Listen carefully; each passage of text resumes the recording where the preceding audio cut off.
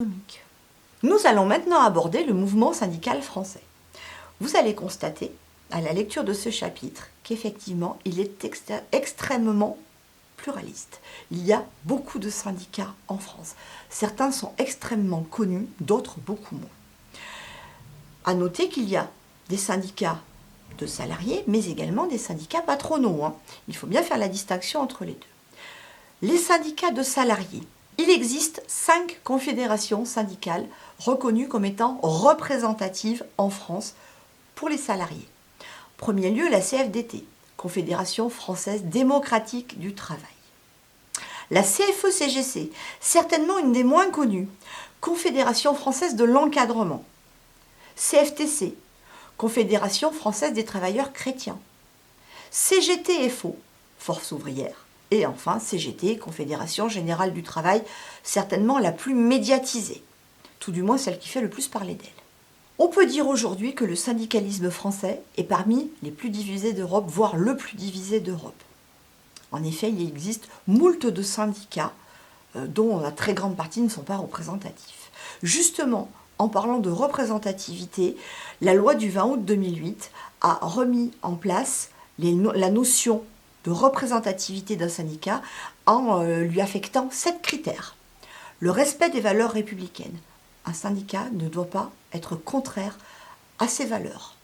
Une indépendance, c'est-à-dire qu'un syndicat ne doit pas être affilié à un parti politique, par exemple. Une transparence financière. Une ancienneté minimale de 2 ans. Un nouveau syndicat ne peut pas être représentatif avant 2 ans d'existence.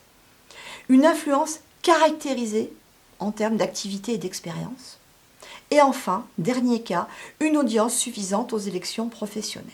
Il est à noter que depuis les années 80-90 sont apparus un nombre important de syndicats autonomes qui ne sont pas représentatifs, mais qui effectivement ont une certaine action au sein des différentes branches ou au sein des différentes entreprises.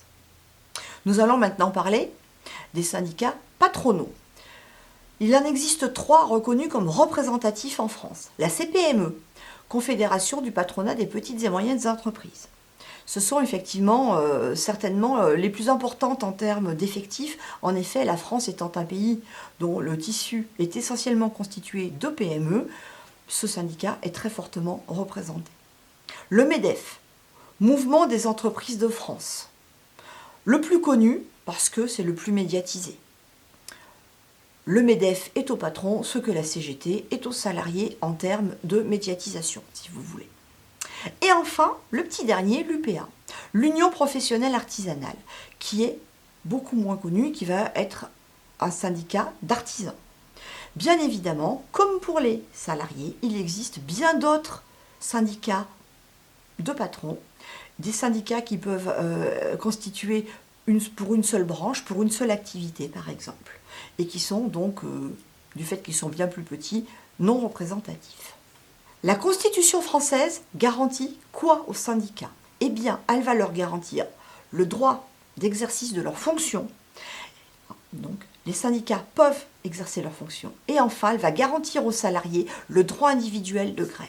Comme vous le savez, la grève est un droit reconnu en France pour les salariés. C'est le Code du travail qui va définir les critères de la représentativité des syndicats, le but de leur association, car oui, les syndicats sont des associations loi 1901. Et enfin, les formes d'action et les secteurs d'activité des différents syndicats. Ces syndicats ont la mission légale d'effectuer un travail de formation auprès de leurs abonnés.